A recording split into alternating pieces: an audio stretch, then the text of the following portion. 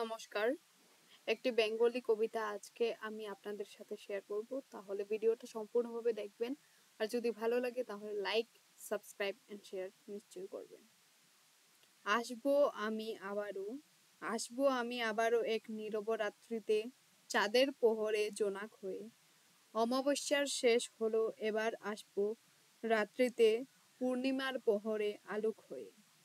আকাশের তারা হয়ে আলোকের একটি দ্বীপ, আকাশের চন্দ্র হয়ে আলোর করব প্রদীপ। আমি বসতি করব আলোর দিঘে, নতুন কিছু স্বপ্ন নিয়ে। চন্দ্রমার পোহরে নিজেকে পোহর দেব নতুন কিছু আশা নিয়ে। আমায় আকাশের কালো মেঘে ঢাকা দিলে, আড়ালে দেখো চাঁদ থাকবো তোমার পাশে।